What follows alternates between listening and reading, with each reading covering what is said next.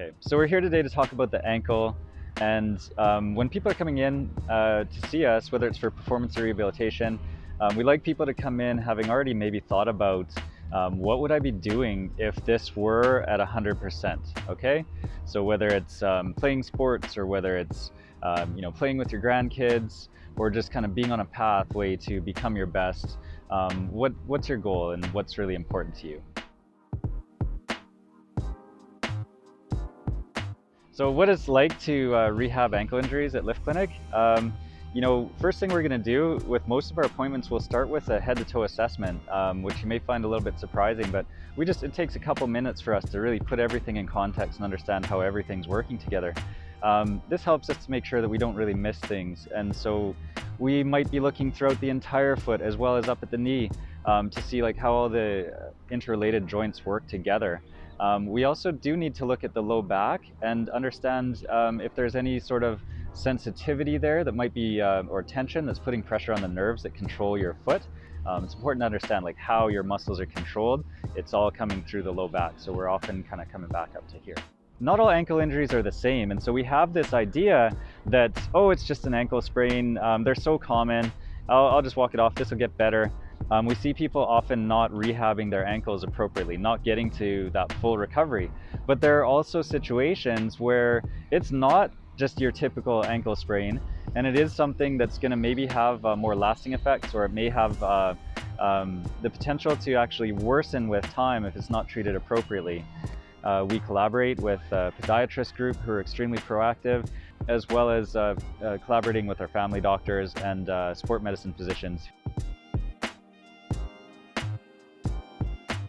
In our head-to-toe assessment, a couple of things that come up really quickly are just single leg stance, so standing on one foot. It's also in research been shown to be a good indicator of risk of other lower body injuries or lower body injuries in general. We also look at just screening for movement in a deep squat. So can you get all the way down? Can you put have your hips below the height of your knee, and can you put your hands right down beside your feet? That's an indicator that you have really good full ankle range of motion. It also takes into consideration your knee and hip range too. But if you can't do it, then maybe we're a little suspect. You might have a bit of an ankle range issue.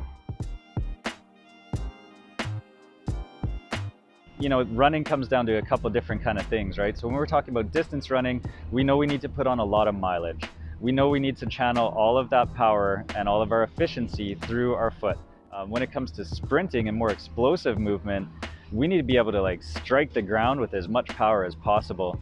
And so if you feel like when you really hammer your foot into the ground and it doesn't feel really stable, or it doesn't feel like you can just really kind of explode into the ground with that, that's an indication that we probably have some kind of a leakage there of stability or a problem with mobility. We just want to overcome that so that can help us to be more efficient. When we ask how does it help you train, we think about squat depth often, right? So when we're training in the gym, we're trying to build our strength. We need to have access to that full range of movement. If we're looking for things like overhead lifts where we need to be really stacked up above all of our joints, we need that maximal range of motion throughout the lower body. It sort of comes back to what are your performance objectives, or what are you kind of trying to train for? Play kind of starts to have the idea of okay, we're probably running, we're probably jumping, we're probably moving in a more agile fashion, maybe we're changing direction suddenly.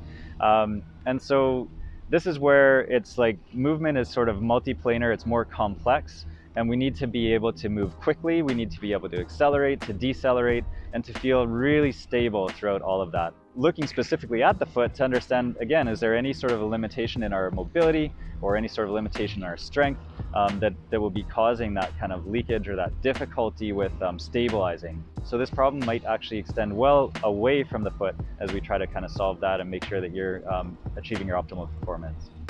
So I hope that helps with, if you're just giving some thought again to why it is that you're here, why it is that you're doing this, what it is that you want to be doing if you were 100%. We'd be so excited if you want to come in and get checked out, and we can tell you if your ankle is kind of hindering you in that journey and what you can do about it.